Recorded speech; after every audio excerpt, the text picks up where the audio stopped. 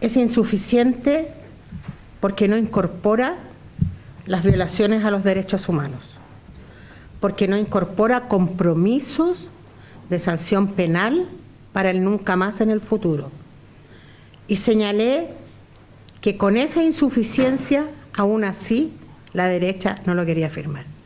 Yo creo que aquí hay que ubicar bien, con debilidades y fortalezas, que sin duda siempre van a haber en un gobierno del cual somos parte, hay que ubicar bien dónde está la responsabilidad de quienes, al calor de la conmemoración de los 50 años del golpe de Estado cívico-militar, están mostrando su real cara. Parece que el ropaje de demócratas siempre les quedó grande. Es insuficiente, es un paso, pero aún así, con esas insuficiencias, la derecha se resiste a firmarlo. Vamos viendo quién en Chile, de verdad, siguen defendiendo el genocidio y el exterminio. Y quiero agregar que comparto absolutamente lo que ha dicho el compañero Lautaro en toda su extensión respecto a lo que significa este proyecto inconcluso, y que nosotras y nosotros esperamos y seguimos bregando por la construcción de esa sociedad más justa, cimentada en la justicia social y cuyo norte para nosotros se llama socialismo.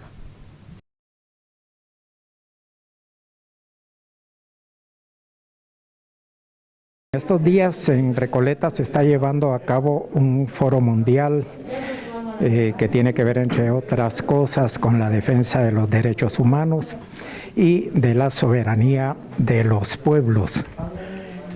Tomando como punto de partida o como ejemplo lo que pasó en Chile, ¿qué papel ha estado jugando Estados Unidos respecto al desarrollo y la democracia en América Latina y el Caribe? Lo primero es que yo siempre me resisto a entender el golpe de Estado en Chile como un hito exclusivamente chileno. El golpe de Estado en Chile es expresión de una política de la mayor organización criminal que existe en el mundo, que es el Departamento de Estado norteamericano y el gobierno de los Estados Unidos.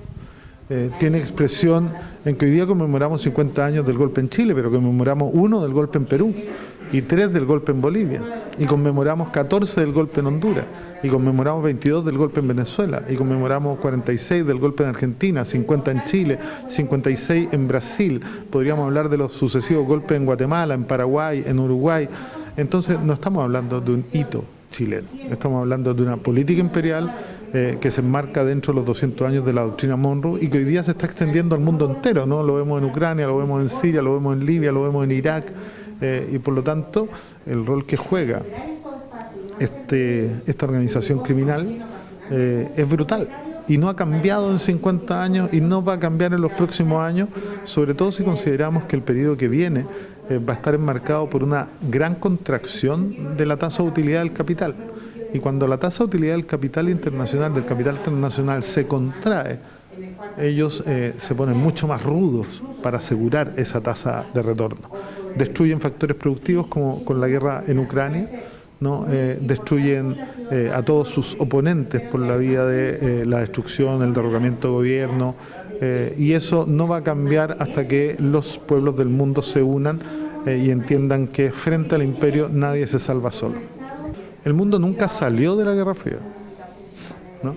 El mundo solo ha transitado una etapa de un espejismo bastante feble, ¿no? Que ha sido supuestamente un mundo en donde con la desaparición de uno de los dos grandes polos iba a entrar un mundo de paz.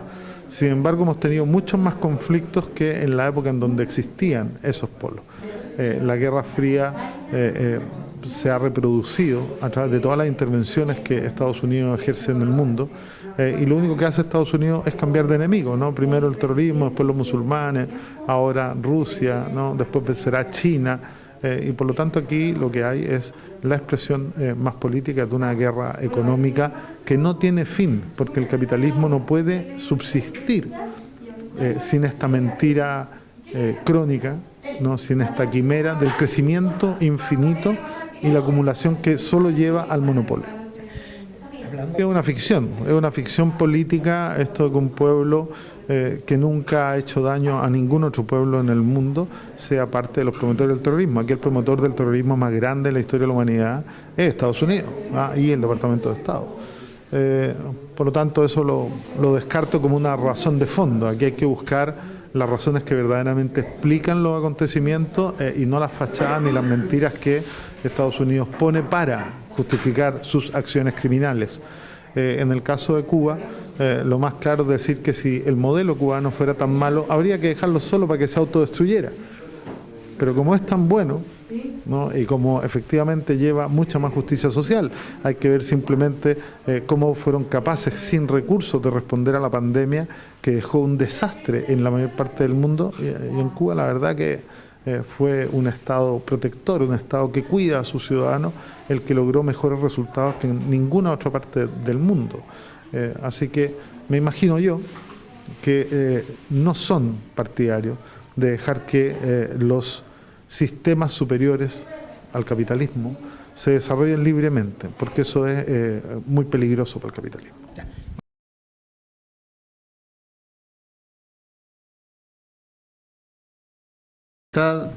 Justicia como valores de convivencia cívica y respetuosa. Y entonces hemos considerado necesario hacer este planteamiento, que ustedes van a tener acceso a él a través de nuestra página y no sé si van a ver impreso. Yo lo que voy a hacer es leer párrafos marcados, una síntesis que ojalá ayude a constituir una proclama de los comunistas 50 años después del golpe. Que dice: a 50 años del golpe de Estado civil militar, el Partido Comunista proclama al pueblo de Chile. A 50 años del golpe de Estado que estremeció la conciencia democrática del mundo entero, de los pueblos del mundo, la voz y el mensaje del presidente del gobierno de la Unidad Popular, Salvador Allende, electo soberanamente por el pueblo de Chile, resuenan con fuerza y adquieren hoy mucho más vigencia y proyección de futuro. A pesar de todos los intentos por sepultar su legado histórico, político, social, ético y cultural, su ejemplo e impronta universal se deja sentir en todos los rincones del planeta. El proyecto popular chileno fue un camino inédito en la historia del mundo, que hoy recorren, sin copia ni calco, muchos pueblos en nuestro continente, América, en África, en Asia, por la emancipación y justicia social, por la soberanía nacional y la democracia. Una senda que tempranamente, décadas antes de conquistar el gobierno de la Unidad Popular, las fuerzas de izquierda nacionales definieron como la vía chilena al socialismo, con empanadas y vino tinto, marcando así las peculiaridades de nuestro proceso. La oligarquía y el imperialismo nunca pudieron detener este camino, que se dio en los marcos del Estado de Derecho y de la Constitución vigente, como lo señalara Salvador Allende muchas veces, pero en especial en su histórica alocución en la Asamblea General de las Naciones Unidas y en su último discurso del 11 de septiembre de 1973, minutos antes de que la moneda fuera bombardeada. Se trata de un proyecto inconcluso, que solo pudieron detener en la historia de Chile de forma temporal y con un golpe de Estado.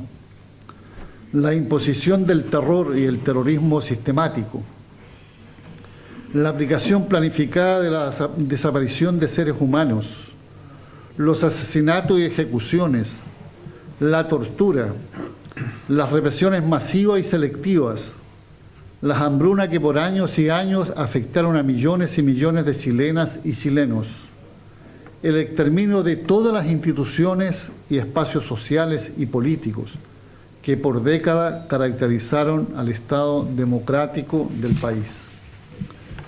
La Unidad Popular era ante todo un proyecto político, social, económico, emancipador y soberano, y fue a su vez un proyecto nacional, cultural, profundamente liberador. Esa conjunción era y es amenazante para la esencia de las clases dominantes, puesto que le da coherencia y significado a un cambio profundo. En el pasado y en el presente, la historia muestra que todo proceso de transformaciones estructurales y profundas invariablemente requiere ser defendido con la conciencia y el protagonismo popular en forma organizada, con las alianzas más amplias que expresen la unidad del pueblo y la correlación de fuerzas necesarias para derrotar a la oligarquía y el imperialismo norteamericano, principales obstáculos hoy y en el futuro para lograr el objetivo histórico. Nuestra tarea de primera línea hoy es responder a las necesidades sociales y económicas más urgentes de pervivencia de las mayorías nacionales, en salud, educación, vivienda, salarios, seguridad, pensiones, trabajo digno. Seguir adelante con la reforma y lograr la nacionalización del litio, que a escala histórica puede tener una importancia tan relevante como la nacionalización del cobre.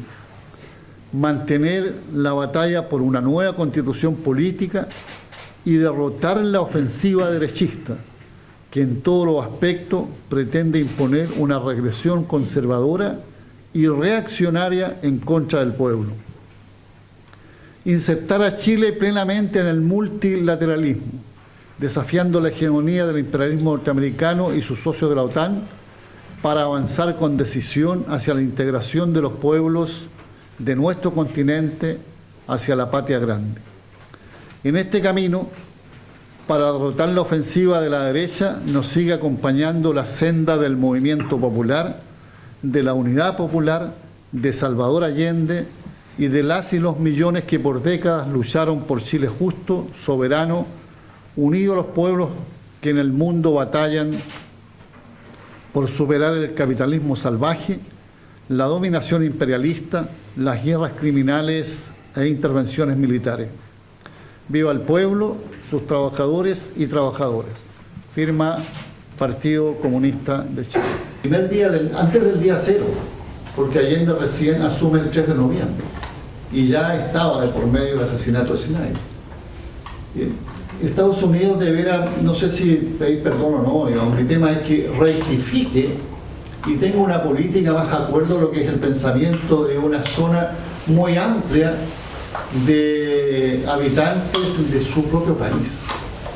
La política de la CIA y de quienes les toca ser parte de esa élite no es la política que siempre representa a las mayorías norteamericanas. Nosotros sabemos distinguir y creo, digamos, que es una prueba irrefutable de lo que ocurrió en Chile para quienes quieren remitir esto como que el golpe fue el resultado del fracaso y del desgobierno. No había gobierno y ya estaba la conspiración cursando. Entonces había una determinación de a cualquier costo impedir que este proyecto se abriera paso con éxito, porque era un proyecto que tenía referencia, que constituía referencia para otros pueblos.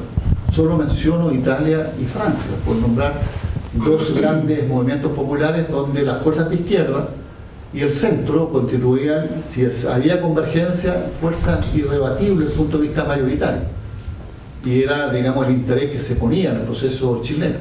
Un proceso que, usando el camino institucional, ensanchaba influencia, creció del 36% con que se eligió Allende a el 50 y tantos % en la elección de regidores del año 71, y a un 40 y tantos % del año 73 en la elección parlamentaria. O sea, su influencia electoral no era en retirada, sino al contrario. ¿Por qué? Porque la gente, una vez que veía el proyecto caminando, lo validaba, porque lo beneficiaba. Es decir, el derecho, tomen ustedes solo un dato. ¿Cuál fue la población infantil que se benefició combatiendo la desnutrición solo con la política del medio litro de leche?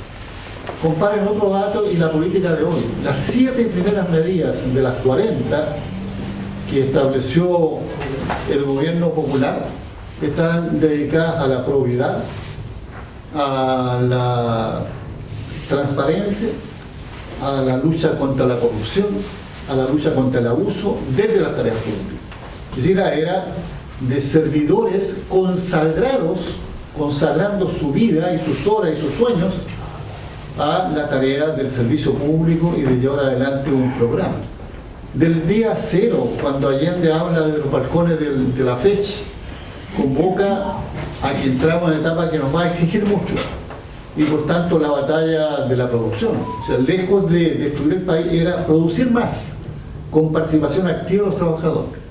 Entonces ahí muestra, a mi gusto, estos archivos clasificados, que el proyecto era un proyecto que representaba un sentir. Basta solo estudiar la coincidencia en un porcentaje muy alto entre el programa de Tomis y el programa de Allende.